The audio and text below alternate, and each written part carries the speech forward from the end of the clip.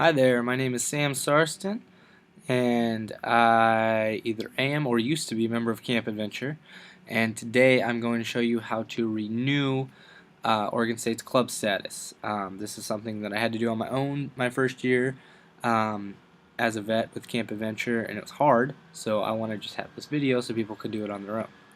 So, what you do is you go to the search at Oregon State's website, and you look up student organizations. And it's kind of hard to find. It's probably not going to be the first one that pops up, but it is this student organizations at OSU right here is the link if you just want to type it in, but it should be one of the top searches. On the left, you'll notice a student organization registration link. That's where you want to go. From there, you're going to need to sign in with your OWNID. My information's already there. And then you're going to go to annual registration, which is at the top here, and you're going to search in here and find Camp Adventure at Oregon State. Now you'll notice that it's gone from where it should be because I have already renewed it for the 2012-2013 school year. So what I'm going to do is I'm going to show you what it's like to go through the steps. So after you choose Camp Adventure Oregon State, it's going to bring you to this. Everything should be how it needs to be. You'll notice that it says it's a voluntary student organization. That's what it needs to be. Everything in here is the same.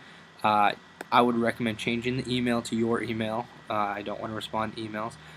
Whatever website we're using as far as a training website, we're using a Weebly website this year.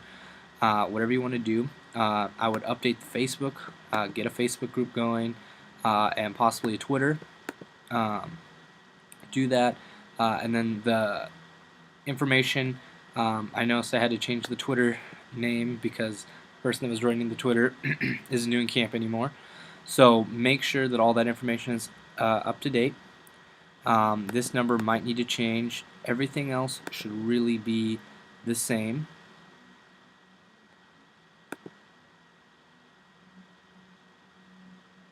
And then you continue to go through pages like affiliations. Those are already in. You have an affiliation with the Camp Adventure Youth Service Program. Don't worry about that. Accounts, you're going to skip that one. I believe there's an option that says do not add an account. That's what you're going to want to do. Next, you need members. It's really up to you what you want to do here since we don't really have official members. But you're going to need 4 members. So just pick 4 people. I chose me, the other person in charge of the club, as the president and vice president, and I chose a couple other vets that I know will stick through training because these people are important. They will get emails. If they don't respond to the emails, the club won't get renewed as fast as it needs to be. And then finally, you will need to upload a constitution. Now, I'll show you this constitution very briefly.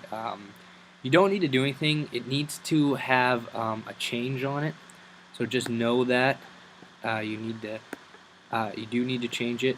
And you can kind of just see the roles that I gave the officers.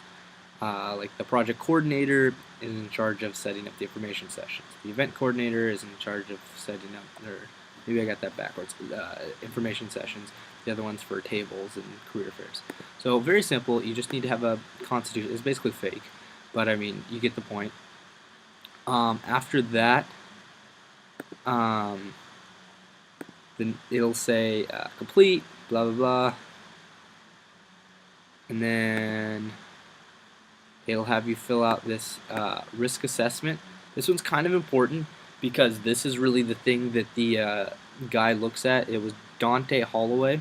It still is this year. I'm not sure what it'll be in the future, but that's the guy that looks at it. And they're very picky about Camp Adventure because I don't know. They think we're doing something we're not supposed to, but we're not really. The key thing is just to always tell them that Oregon State students are the only thing participating in events. And for the most part, that's true. When we do LACs, we're trying to recruit people from Oregon State. The information sessions are usually all students of Oregon State.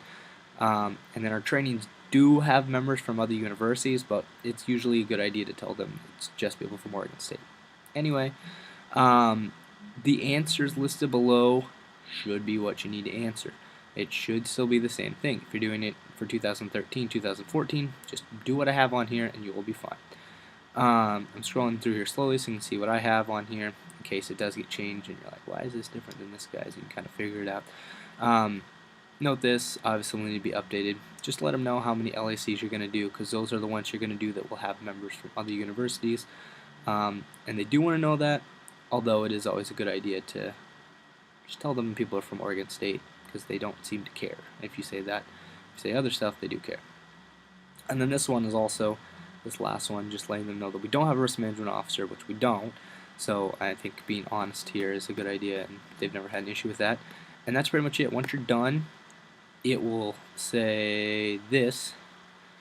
It'll say inactive and needs confirmation. And after everybody goes into their OWNID, all the members go in, they confirm that they're part of the club and blah blah blah. The risk management person looks at it, says everything's good, probably sends you a couple questions, comes back to you, back to them, back to you, and then you're done, and everything's fine and dandy. And yeah, that's pretty much it. That's how you renew Camp Adventures Club status. It's pretty easy here at Oregon State, and I hope you guys use this video well in the future.